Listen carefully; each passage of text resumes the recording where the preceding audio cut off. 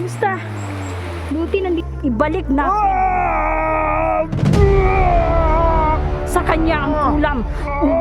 Inimas ko na katagal. Laban.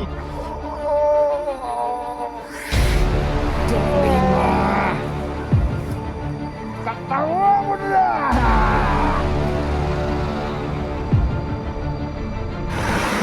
Magandang araw po sa inyong lahat. Magandang hapon na ngayon. Mag-alas 4 na po ng hapon. Shoutout pala no kay Vivian. Vivian Horikeri. Kumusta mo ako sa mga anak mo? Napakagandang mga bata, ano? Mga anak ni Vivian. Ayan, salamat sa suporta. More blessings. Ingat-ingat.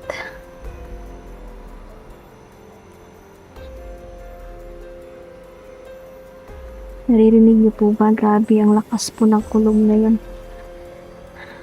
Titiyak ko uulan talaga ng malakas ngayon. Ang alas 4 na ng hapon. Napaka-creepy po talaga ng lugar na to. Shoutout pala kay Sir Eddie Aguinaldo. Yan, binabati ko pala ng happy birthday si Sir Rodel Magno. Happy birthday! Birthday ni Sir Rodel. Ayan, ingat ka, more blessings, tsaka sana maraming pang birthday na dadaan sa buhay mo. Mabuhay ka ng matagal. Again, happy birthday Sir Rodel Magno. Tita Dailin, no? Dailin Choi, shout out po. Mama Susan Suyat, kamusta ka ma? Pagaling ka. Tsaka si Nanay Ivy. Yan, si Sir John Aquino. Cecilia Cruz, shout out po. Si Ma'am Juanita Pujadas, Ma'am Marlene Pastica, tsaka si Ma'am Elesa Galo. Ayan, shout out po. Nabasa ko po ang inyong message, ma'am. Hindi po kita ma-PM. At saka si Tata Halisan, si Cute Sigbin, shout out. Si Ma'am Len Alde, si Ate Pitang. Maraming salamat talaga, no. Dami kong mga supporter. Kayo talaga po nagpapalakas po ng aking loob. Yan, kasama ko po kayo dito, no, sa eksplorasyon natin ngayon. Delikado man. Pero kampante tayo na lumusob sa kagubatan na to. So, may mga kaibigan tayo.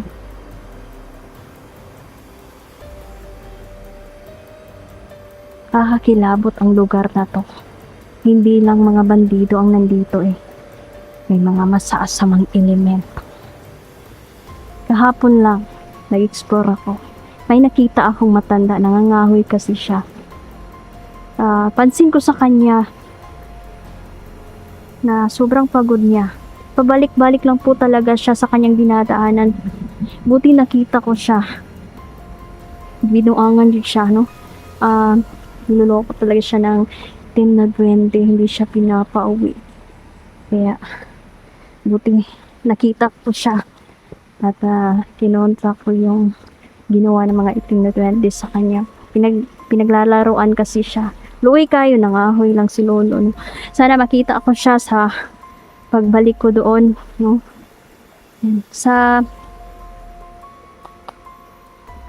Ayan. Kasi ako, nag-explore ako. Iba't ibang lugar yung mapupuntahan ko talaga. Kaya, ayan, may makikilala tayo. Ba't iba yung makikilala natin. Kaya masaya ako kasi sa dami-dami ng masama dito sa mundo. May mga natitira pa ring mabuti.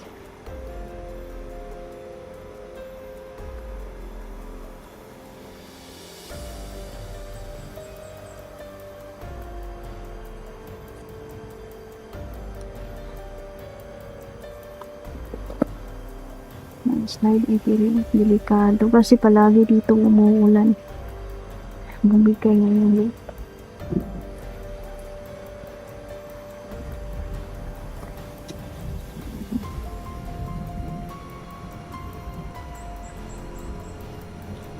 Sir Jean Sokendo, shout out po. Cecilia Cruz. Sa lahat po ng mga silent viewer ko, no? Yung mga nag-comment, hindi ko talaga kayo ma-memorize lahat. Shout out sa inyo. Si Sarah Manlawi. Ayan. Shout out po.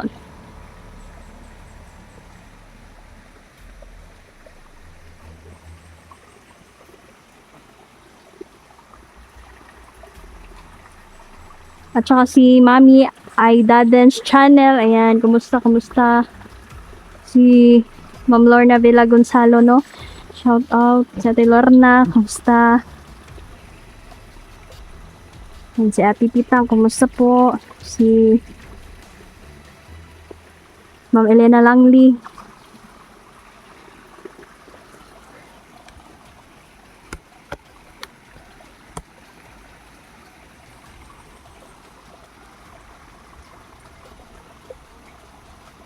Kahit napakadelikado ang lugar, ngunit napapansin ko yung mga gabay ko, mas lalo silang tumatapang. Kahit nakaupo tayo, sa harap at likod, sa gilid, ay may bantay.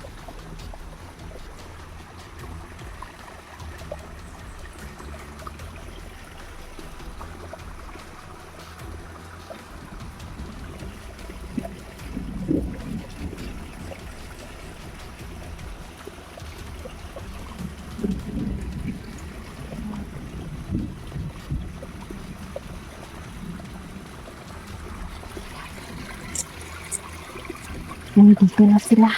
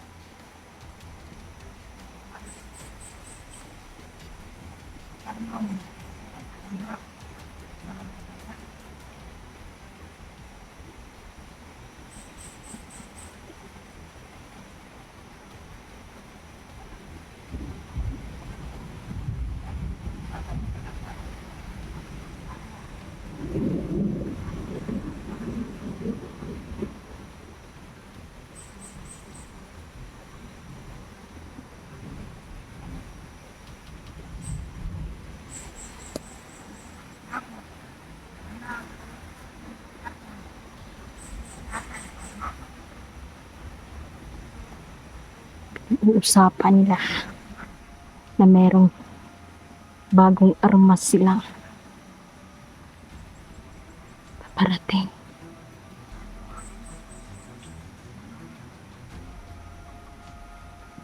Malakas lang ang loob ng mga ito. Dahil protektado pa rin sila ng mga tiwaling politiko na nasa itaas.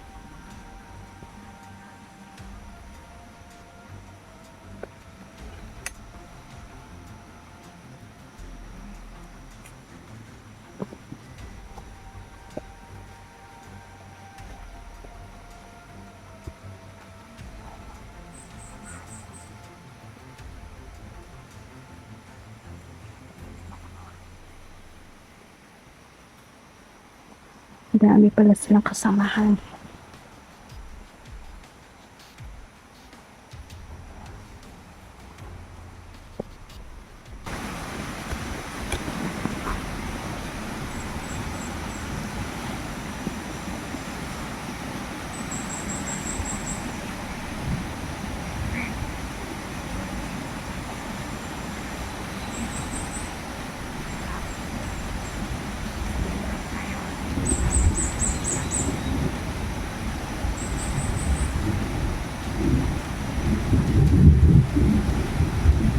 Grabe ang lakas ng kidlat.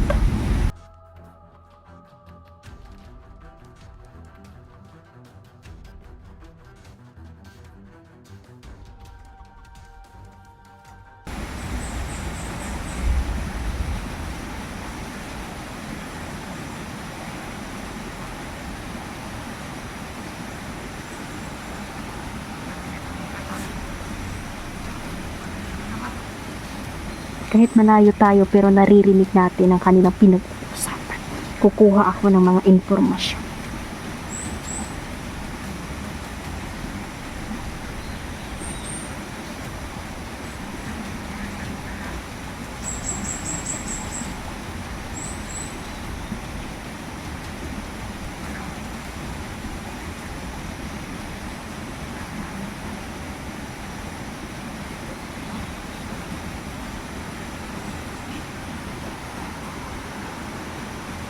Hindi talaga ako mapakali. Meron talagang sumusunod, ngunit hindi siya nakatapak sa lupa.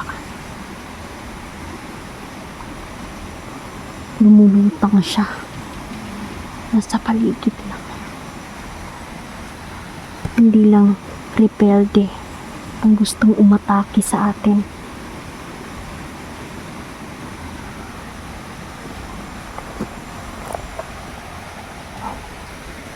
Ang dami kong kalaban ngayon.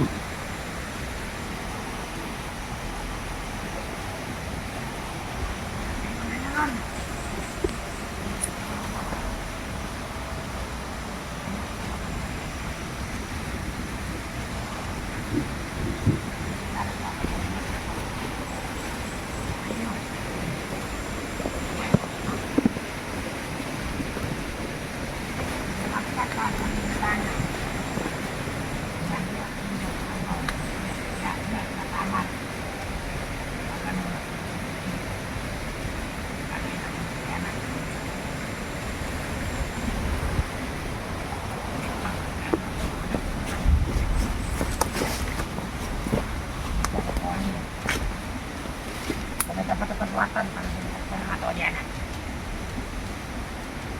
Jadi sama jalan. Kita ada deh.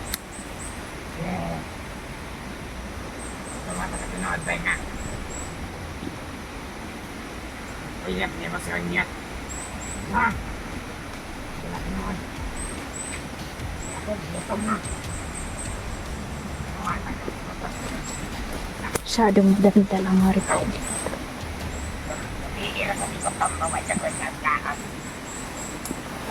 Kaya nahuhuli natin sila sa sariling bibig nila.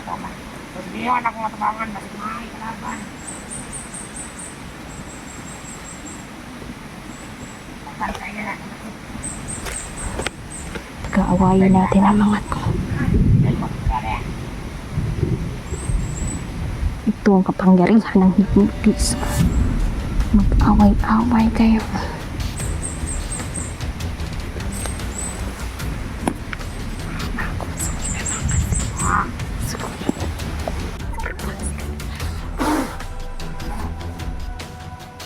Mag-away-away kayo mga kriminal, mga salot sa lipunan. Walang awa-awa. Patayin ninyo ang isa't isa.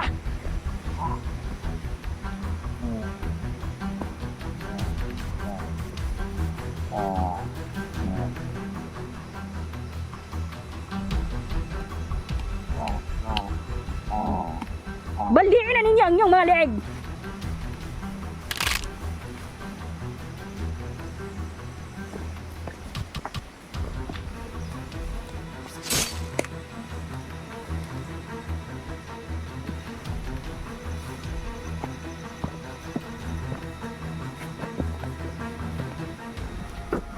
Bumidilim na ang paligid. Mas lalong bumidilim pa ngayon. Hindi pangkaraniwan itong nangyayari ngayon. Merong taga-sumpa sa paligid. Mga kalaban.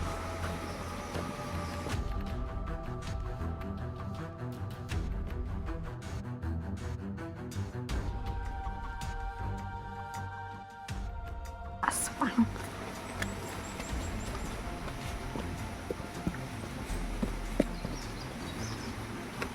Siguro nakasunod na sila. At lahat ng aking pinapatay ay kinakain na nila.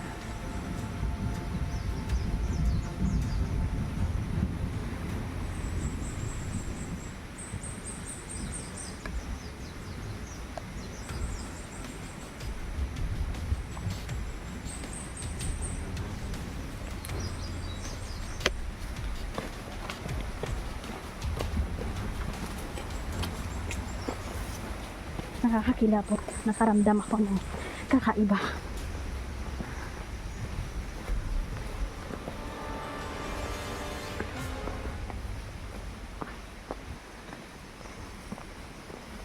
Mas pinapalakas ako ng mga gabay ko.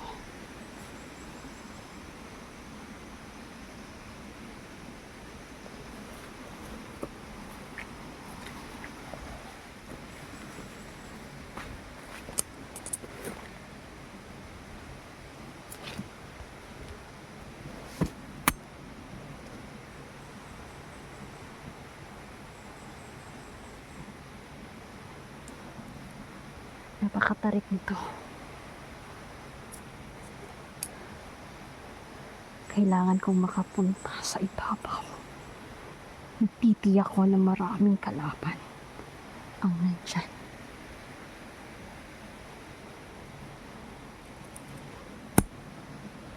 Bakit nakialam ang mga aswang? Hindi ko sila inaano. Hindi ako pwedeng unang umatake sa kanila.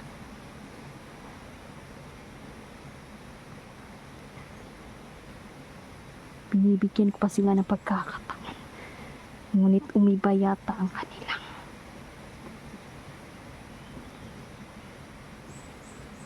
pag-iisip. Gusto na nila akong atakihin ngayon. Nakipagsabwatan ito sa mga kalaban.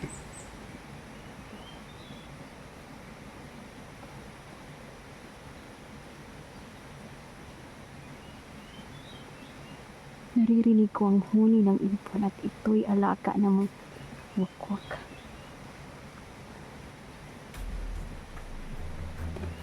Sige.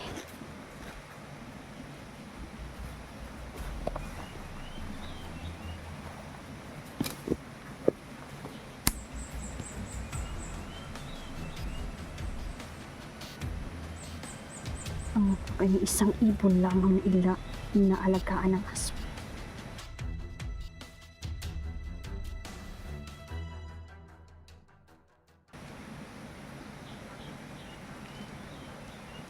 Inuutosan nila. Nasundan ako. Malaaswang ang mga kalaban dito.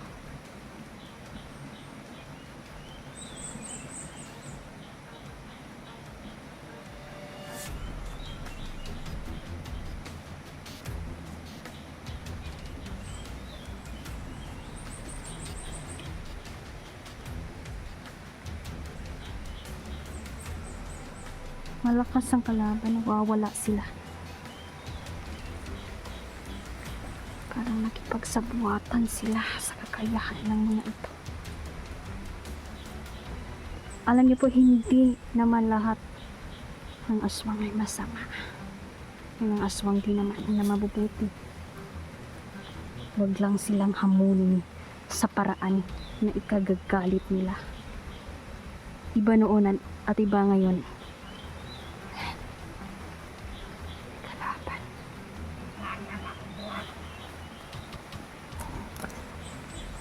Asa naman talaga to?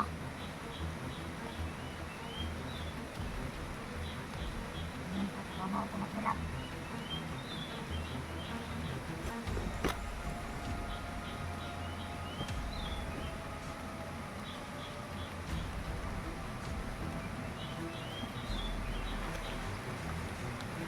Papalapit na papalapit. Kalaban.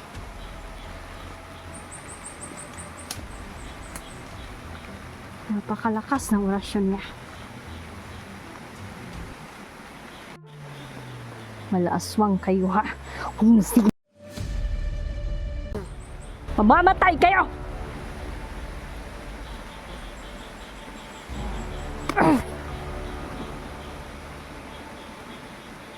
Hindi na mahubuhay ni Sang. Usok ang katawan. Ayun.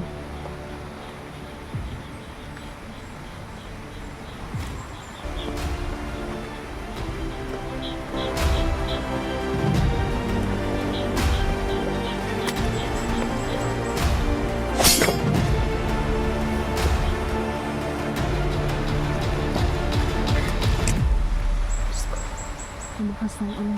Naririnig niyo po ba? Sobrang lakas ng kidlat.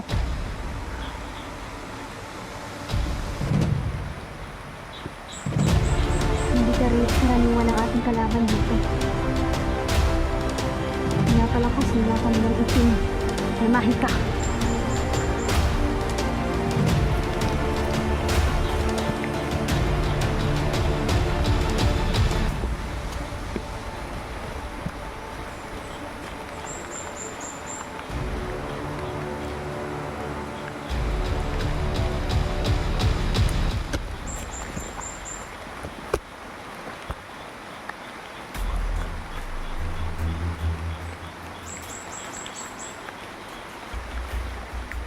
Nagdarasal ako